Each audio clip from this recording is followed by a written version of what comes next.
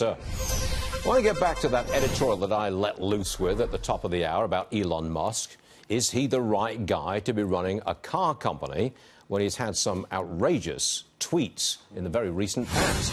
Gary Gastelu is with us. He's FoxNews.com automotive editor. All right, Gary, the question stands, is he the right guy to be running a car company when he's had these outrageous tweets as the CEO of the company? He's absolutely the right guy to be running this car company and this spaceship company as well. His customers and his investors have spoken, or I should say they haven't spoken.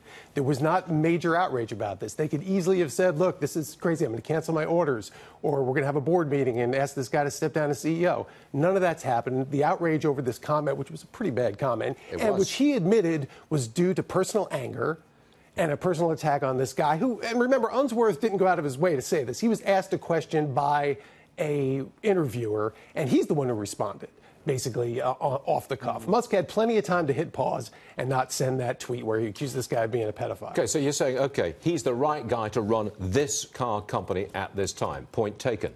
Seems to be a Teflon stock and a Teflon company. Nothing seems to affect it. It seems that the stock keeps going up, and he's getting his production online. You like this car company, don't you?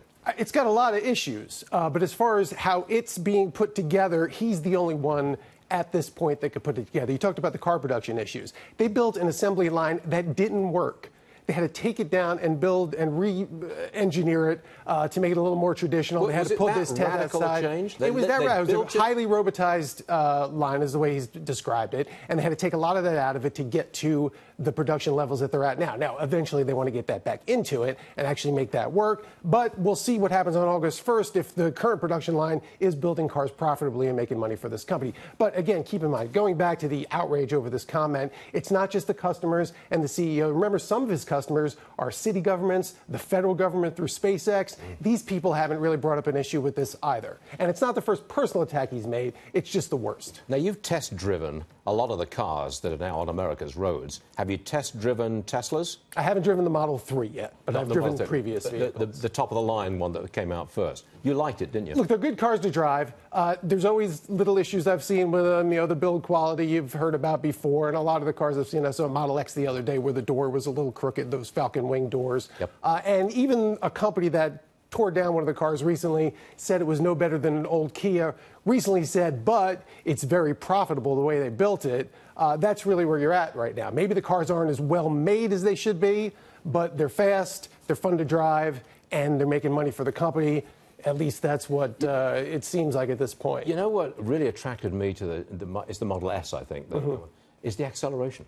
Well, you put your foot down, and I've not driven one, but I'm told by you, I think, you put your foot down and that thing just takes off like a rocket. No, absolutely. And remember, that car doesn't need to exist. That's advertising that car. Tesla doesn't advertise. It builds ridiculously fast cars that gets headlines. People don't drive them like, well, a couple of people do. But it's not like the kind of car that you can take to a racetrack and drive all day. No, but that's not the point. Exactly. But, I mean, a rapid acceleration, when you're getting onto a freeway, for example, that's a very comfortable thing. You can power your way on easily. I like that. And that's the sort of thing that's getting this car, this company, driving it forward. Not all other companies do that. Chevrolet Bolt, for instance, you know, that's an economy car. It's a little bit of fun. It's not ridiculously fast. They could have made an electric Corvette that was the quickest car in the world, but they went with the simpler version. All right, Gary, we'll leave it there. Instead. You say Musk is the right guy to run this car company at this time. We'll leave it at that. Gary Gastelu, thank you, sir. Appreciate it.